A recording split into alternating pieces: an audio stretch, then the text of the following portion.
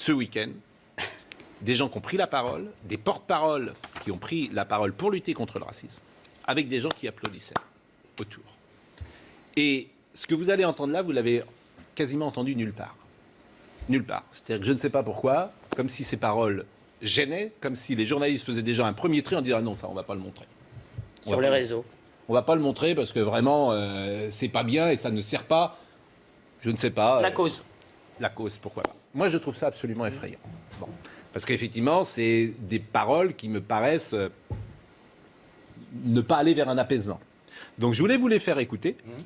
Et je voulais que vous me disiez, c'est un petit montage, un bout à bout, comme on dit, un best-of. Même si, je le répète, tout le monde qui lutte contre le racisme ne pense pas cela. Mais je voulais vous les faire écouter et je voulais votre avis. Écoutons. Mais le racisme français, la négrophobie française, le racisme anti-noir français a des racines. Ces racines sont dans l'esclavage. Là où l'État français donnait des permissions, des permis de tuer les Noirs à travers leur télévision, leur école, etc. Ils nous apprennent à nous détester et nous apprennent à adorer le monde blanc. Tout le monde croit qu'il est intelligent parce qu'il parle comme un blanc, parce qu'il mange avec une fourchette, parce qu'il met le petit doigt en l'air quand il boit le thé. À l'école, ils racontent des histoires sur les Noirs qui n'ont rien à voir avec la réalité. Je dis bien, la France, c'est-à-dire l'État français, est un État totalitaire, terroriste, esclavagiste, colonialiste. L'État français exploite son propre peuple. Alors vous imaginez ce qu'ils font en Afrique? L'État, les flics et les fachos, à bas, l'État, les flics et les fachos. Aujourd'hui, on nous tue à cause de leur couleur de peau. C'est un problème racial. Nous subissons des problèmes parce que nous sommes noirs. Assassin, police, assassin, assassin, police, assassin.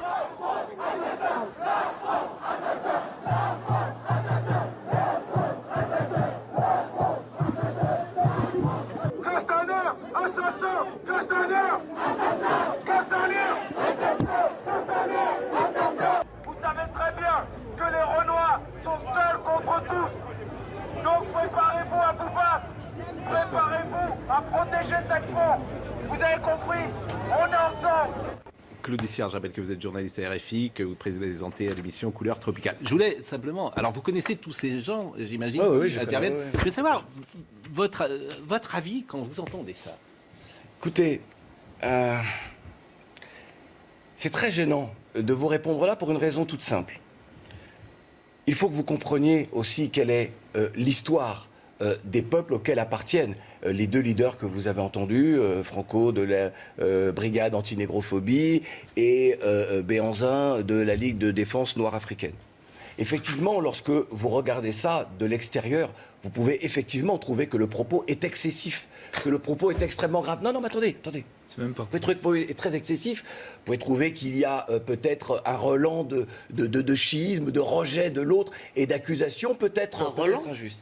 Un relance. Vous savez, on est là, vous parliez d'apaisement. Pardon. Et l'idée, vous avez raison. L'idée, c'est de comprendre. Vous avez quand même, là, vous êtes face à deux personnes et à des populations. Et moi, je suis issu de ces populations-là. Je suis guadeloupéen. Les Antilles, ce sont des terres qui nous rapprochent, cher Gérard. Et ces terres-là sont des terres d'esclavage colonial, de relégation, de négation et de discrimination. Ça, c'est une réalité. Et lorsque vous avez des jeunes qui ont vu, qui connaissent leur histoire maintenant, et qui ont vu leurs parents souvent humiliés dans l'affaire de la discrimination et autres, et qui n'ont pas su faire entendre leur voix pour dire que dans notre pays, vous savez, liberté, égalité, fraternité, c'est magnifique, ça veut dire quelque chose. Et que vous avez bien compris que vos parents n'ont pas eu accès à ça, que vos grands frères et grandes sœurs n'ont pas eu accès à ça. Vos parents, déjà, vos ancêtres, peut-être oui, vos parents... Non, les parents, la même chose. Vous savez, vous ne pouvez pas globaliser à ce Si. Alors, je vais être très précis. Puisque je suis guadeloupéen, la loi de départementalisation pour la Guadeloupe, la Martinique, la Guyane et la Réunion est intervenue le 19 mars 1946. Cette loi était importante, voulue par Césaire, par Vergès. Pourquoi? Parce qu'il fallait mettre un terme à cette pauvreté endémique dans les territoires d'outre-mer, qui sont des collectivités françaises comme les autres. Sachez qu'aujourd'hui encore, les inégalités de traitement Et en tant que représentant du CREFOM, je vais vous dire que nous avons fait voter sous Hollande une loi pour l'égalité réelle qui n'existe toujours pas. Il a fallu par exemple attendre 1975 pour qu'il y ait des allocations familiales pour les familles des territoires d'outre-mer, des départs, des dom-toms comme nous disions à l'époque. Tout ça pour vous dire que les inégalités de traitement perdurent. Et vous avez donc aujourd'hui des jeunes, alors pas grâce à un média traditionnel, mais des jeunes qui, grâce aux réseaux sociaux, aujourd'hui expriment leur colère. Une colère qui est extrêmement violente. Qui est extrêmement violente et qui peut-être... Je trouve que vous êtes quand même... Écoutez, il faut pas excuser des... Non, mais pardon, inacceptables. Pardon, mais si vous permettez qu'on vous réponde, il faut quand même dire un mot sur qui est ce type. Excusez-moi. C'est eux qui ont empêché la tenue d'une représentation d'Eschyle à la Sorbonne. Ce monsieur, d'après l'AFP, qui est cité par l'Express, hein, je cite ma source pour pas...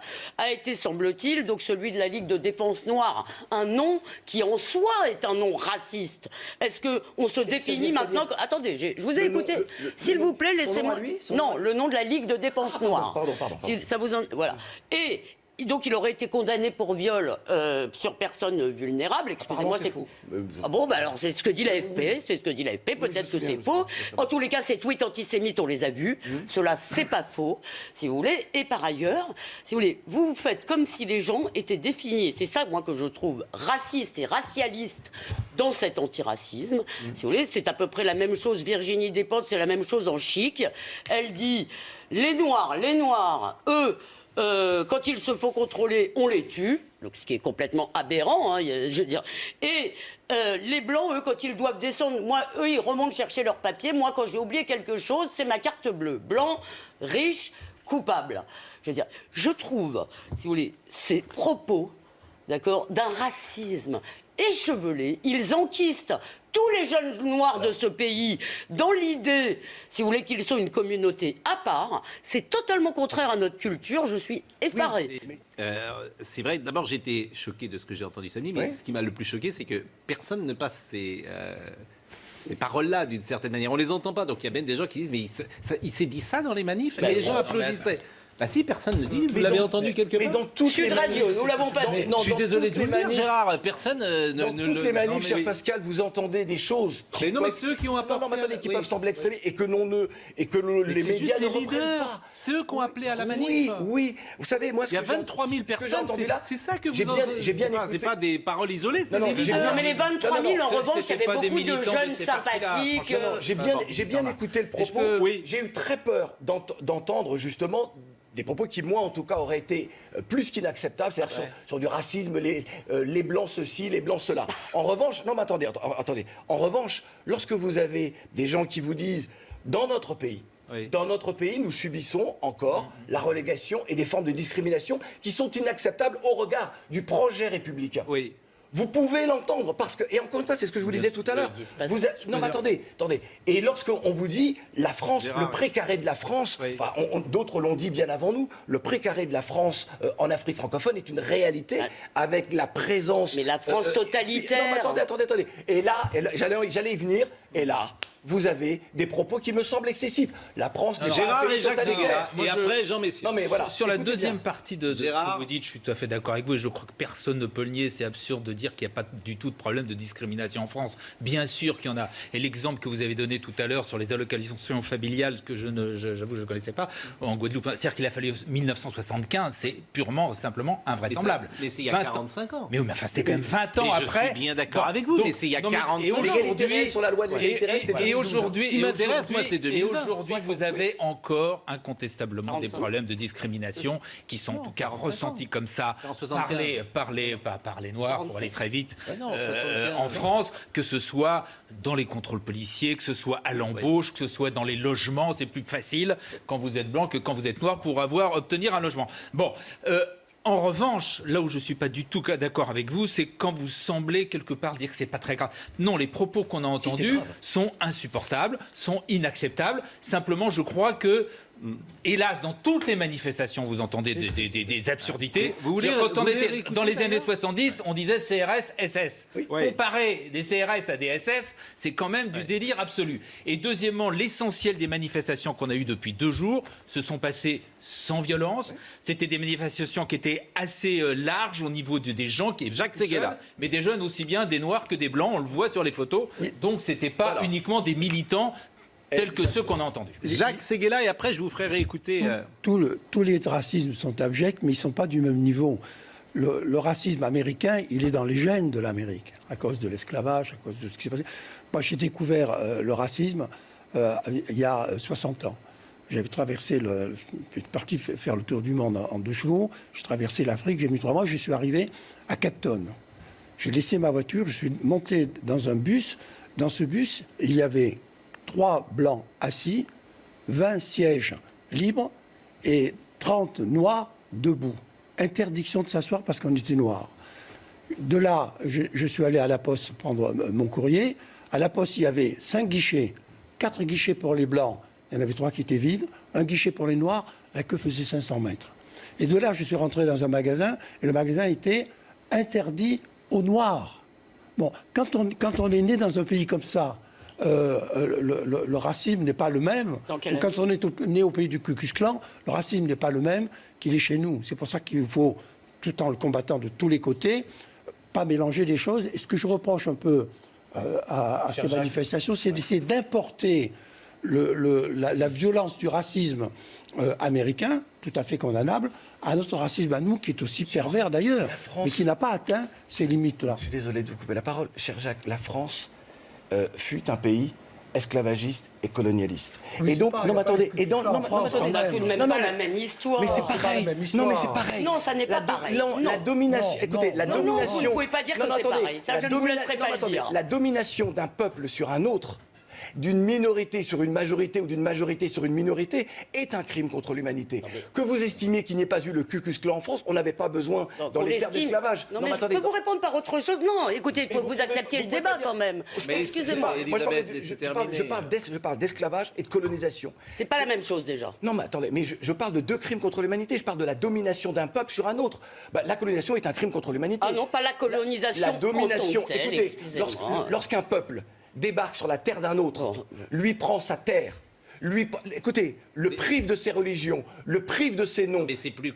Non, le mais- problème, c'est que tout ce que vous dites, c'est à la Mais c'est fois tout ce qui c'est- nourrit le c'est- racisme. c'est- En réalité, Alors, ce que je veux vous dire, C'est-à-dire que l'Algérie, par Mais exemple, si à je peux pas l'époque, vous c'était pas répondre, une. c'est pas. mais Est-ce que je l'Algérie peux vous 1830, la répondre Mais elle colonisation n'existe pas de la d'Algérie, même manière. Mais Vous voyez, c'est un quand la crime. France arrive en Algérie, mais c'est pour ça Non, que mais c'est des si, c'est un discussions crime. tellement longues. Non mais excusez-moi, est-ce que d'abord je ne crois pas que la colonisation n'ait commis que des crimes. Mais elle a je commis vous que des propose- crimes. Je vous propose que le débat historique on le laisse un tout petit peu parce Mais que c'est important l'histoire. Non, non. Parce que c'est. Non, mais attendez. Oh. Écoutez, Bon, la non, perception mais moi, que je nous avons. parle. Non, mais la perception que nous avons de notre société. non mais, Non, mais pour de vous, notre francité. moi, ce que Vous j'aime. pouvez pas- Elle se base sur Elisabeth, l'histoire. Elisabeth. Elle se base sur Je l'histoire. précise une chose.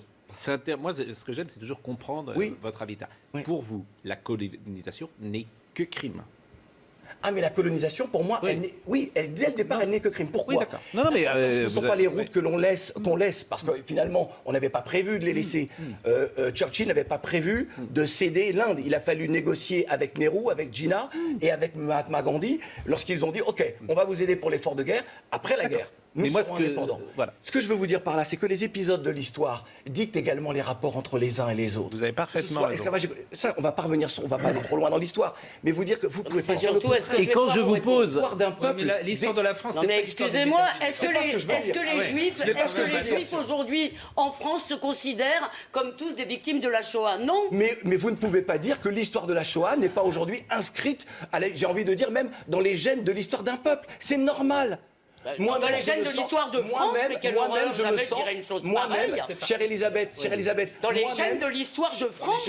Oui, mais- Non. Oui, mais ça n'est pas dans les non, mais gènes. si vous me permettez, Non, non, là non, où les c'est individus. difficile. Bon. Moi, je me sens, lorsqu'on parle de la Shoah et des crimes perpétrés, tout comme contre les Vietnamiens, contre les Algériens, je me sens, Bon, Est-ce moi, que je peux faire une phrase en entière? solidarité. Est-ce que je peux faire une phrase entière? Je me sens en D'accord. solidarité. Je ne Oui. crois pas, moi, que la Shoah, d'accord, soit dans les gènes de la France, que la France ait participé. Et je ne veux pas lancer le débat. Je dis simplement que l'idée de rester enquisté dans l'histoire, c'est-à-dire de se considérer comme des victimes à perpétuité, n'aide personne. Le mot racisé est intéressant parce que c'est un mot de la forme passive. C'est-à-dire que vous envoyez tous les enfants de l'immigration à une espèce de suggestion L'emploi Pasteur. qui Racisé, ça ne veut rien dire. s'arrêterait jamais. Alors, juste. Non, parce non, que- non, 30 non. secondes. Mais 10 secondes. Oui. Juste pour dire que, pour moi, ce qui est important, c'est de convoquer l'histoire pour comprendre le présent, je suis d'accord avec vous. Construire l'avenir, mais ne jamais être prisonnier. Je suis d'accord avec vous. Alors, quand je vous demandais si c'était la colonisation était un crime, je peux penser comme vous, hein, bien évidemment. C'est pas, je vous demandais de préciser votre parole, mais je précise tout aujourd'hui parce qu'il y a tellement d'interprétations parmi nos débats. Alors, je vais donner la parole quand même à Jean Messia, mais on va réécouter un passage peut-être plus long de l'homme qui demandait tout à l'heure à manifester, qui est le représentant donc de la DNLA, c'est ça? Alors oui, la Ligue de défense noire. La Ligue de... Bon. Et alors, je me suis posé la question, est-ce qu'on doit le passer ou pas? C'est toujours délicat, mais je dis oui, puisque c'était... faut vraiment que...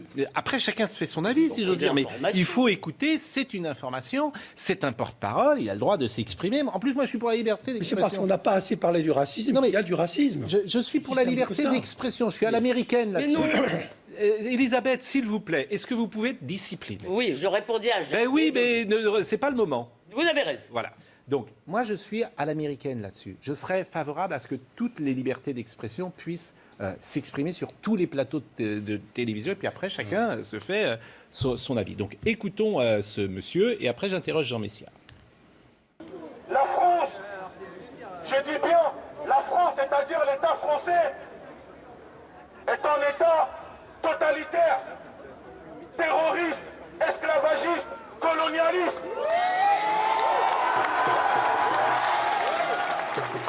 L'État français exploite son propre peuple. Alors vous imaginez ce qu'ils font en Afrique? Vous avez vu ce qu'ils ont fait aux Gilets jaunes? Ils sont descendus dans les rues pour réclamer plus de liberté et plus de pouvoir vivre. On les a épargnés, on les a tués. Alors imaginez, nous les Noirs, ce que l'État français, Macron et sa bande de pourriture.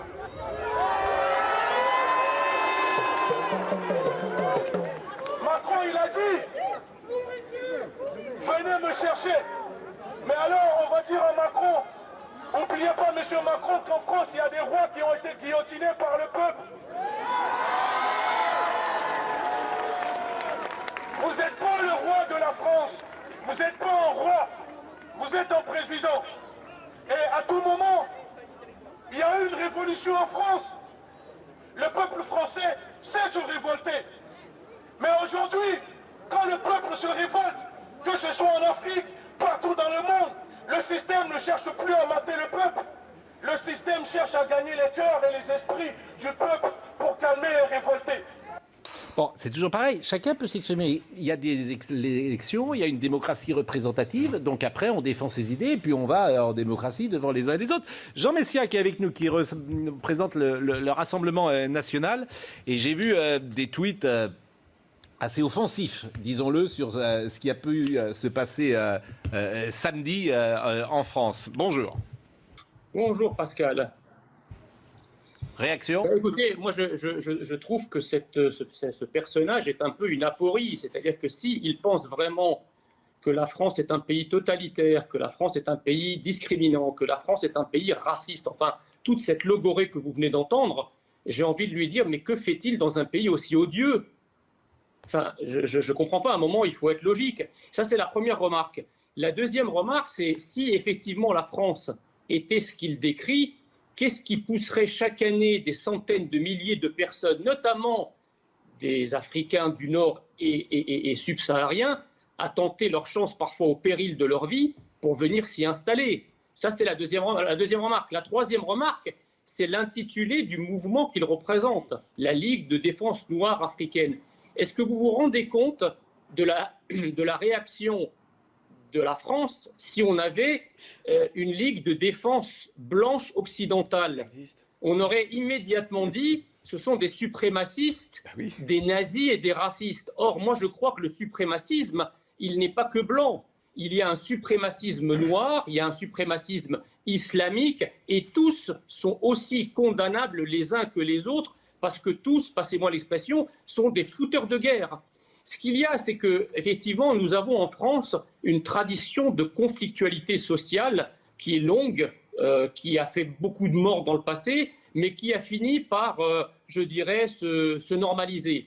Mais avec cette immigration massive qui a eu lieu depuis une quarantaine d'années, on juxtapose aujourd'hui la conflictualité sociale avec une conflictualité ethnique et religieuse. Vous voyez ? Et donc on rajoute la guerre des races à la guerre, à la guerre de classe.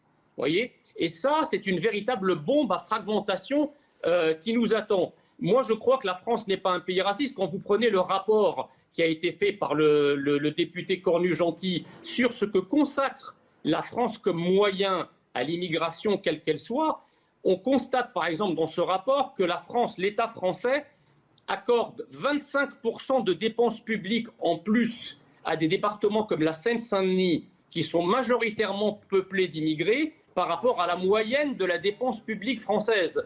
Si vous ajoutez à cela la politique de la ville, les efforts qu'on fait dans les zones d'éducation prioritaires, dans les zones urbaines, dans les zones prioritaires urbaines, là où il y a des concentrations massives d'étrangers, je crois que la France est extrêmement généreuse avec les immigrés, quelle que soit leur couleur. Donc, si vous voulez, et si vous voulez convoquer l'histoire, si monsieur qui est sur votre plateau veut convoquer l'histoire, je vous rappelle quand même, monsieur, que les premiers esclavagistes furent des esclavagistes noirs. Et derrière eux, il y a les esclavagistes arabo-musulmans. Que les premiers colonisateurs ont été les colonisateurs arabo-musulmans qui ont occupé l'Andalousie pendant 7 siècles. Pourquoi les Arabes et les Noirs aujourd'hui ne battent pas leur coulpe au quotidien et ne font pas preuve de ce discours larmoyant et de ce discours culpabilisateur qu'on veut absolument infliger à la France? Bon. J'ajoute enfin... Ah bah oui, mais je vous coupe pas. Mais en fait, que... Jean Messia, si je vous coupe pas, vous parlez jusqu'à 11h30. C'est ça la vérité. Non, mais parce que c'est insupportable en même temps. Vous me demandez de ne pas vous couper, je veux bien, mais vous vous arrêtez jamais. Juste une seconde. Bah, c'est pas une seconde, ça fait 2 minutes. Là, si vous voulez, mon problème à moi, c'est de savoir comment vivre dans une société pacifiée. Or, on ne peut pas vivre dans une société pacifiée en instrumentalisant les violences du passé. Comment vous voulez mettre en avant le vivre ensemble si en permanence vous mobilisez des crimes, etc. et vous alimentez les irrédentismes identitaires? C'est pas possible. Jean Messia, la vraie question que pose Jean Messia, pour le coup, c'est est-ce qu'on peut vivre ensemble aujourd'hui? Parce qu'on veut tous faire République et Nation, mais est-ce que, et ça c'est une question essentielle, on a ce débat parfois avec Gérard Leclerc, est-ce que les communautés peuvent vivre ensemble? Oui, moi je pense que oui. Lorsque je disais tout à l'heure que l'humanité est une et indivisible et qu'il n'y a pas de couleur pour être raciste, ça me paraît être une évidence. Oui. J'ai commencé à décrocher avec ce que disait notre interlocuteur confiné chez lui, au moment où il commence à parler d'immigration, où il parle du 93 et que des populations immigrées. Alors je voudrais faire un parallèle. J'adore faire le parallèle avec l'outre-mer. Puisqu'il dit combien... Il a donné un chiffre, je crois, ce que ça coûte à la France. 25% de plus d'investissement en Seine-Saint-Denis. Le 20 janvier 2009, puis le 5 février 2009, la Guadeloupe et la Martinique se sont mis en grève générale. Grève générale face à la profitation, face justement à cette relégation, forme de discrimination et de vie chère. Et les questions posées par certains journalistes, mais surtout par la classe politique, combien l'outre-mer coûte à la France? Pourquoi je vous dis ça? Lorsqu'il s'agit de populations avec des histoires particulières, avec un récit particulier, avec une problématique, parfois parce que les uns et les autres sont lointains, eh bien, on a tendance à demander combien ça coûte, alors qu'on ne demanderait pas combien coûte la Corse, combien coûtent les anciens bassins houillers, alors que sont... Non, combien coûtent les populations. On va baisser le son de Jean Messia, parce qu'en plus, il y a un son qui... Combien coûtent ces régions-là à la France? C'est cette question-là. On a dit sur la Guadeloupe et la Martinique combien ça coûte, effectivement. Oui. Je trouve que Jean Messia, tant qu'il y aura des propos comme ceux de Jean Messia, je pense que l'on ne pourra pas aller vers l'apaisement. Pourquoi? Vous n'avez pas dit ça pour le type de la manif. Alors, on était hors antenne, et moi je vous dis, on ne peut pas dire du président Macron et du membre du gouvernement, le président Macron, élu par les Français, que c'est une pourriture. Et il n'y a pas que ça que je retiens. Ça, c'est vraiment le minimum. C'est marrant que vous reteniez que ça, d'ailleurs. Ça, je trouve que c'est formidable. Parce que... État totalitaire, je l'ai dit tout à l'heure. Esclavagisme. Non, attendez, sur l'État totalitaire, je vous ai dit que la France n'est pas un État totalitaire. La meilleure défense contre le racisme, c'est la démocratie, c'est la République. Je vais vous raconter une histoire. Moi, j'ai fait beaucoup de campagnes contre le racisme, et il y en a une qui m'a permis de connaître le héros de l'antiracisme, qui après est devenu le président de l'Afrique du Sud, Nelson Mandela. Et il était à Londres, je lui téléphone et je lui dis, est-ce que c'était son dernier voyage en Europe, est-ce que vous seriez d'accord pour venir dîner à l'Élysée avec Nicolas Sarkozy et sa femme? Ils sont jeunes mariés et ils ne vous connaissent pas et ils voudraient parler de racisme avec vous. Et donc il est venu, j'étais à ce dîner avec Sophie, on était 5, c'est peut-être la plus belle soirée de ma vie. Et c'était très intéressant parce que Sarkozy disait l'antiracisme, c'est la solidarité, c'est l'égalité. Et Nelson Mandela disait non, c'est la liberté. Et en fait, l'antiracisme, c'est la liberté, l'égalité et la fraternité, c'est la République. Bon, je rappelle, Claude Issiard, parce que certains vous découvrent peut-être, que vous êtes journaliste à RFI, vous présentez l'émission Couleurs Tropicales, vous êtes vice-président du CREFOM, qui est le Conseil représentatif des Français d'Outre-mer, et en 2011-2012, vous avez été délégué interministériel pour l'égalité des chances des Français d'Outre-mer, et vous avez été à l'initiative de la première marche de commémoration de l'abolition de l'esclavage en France, c'était le 23 avril 1993.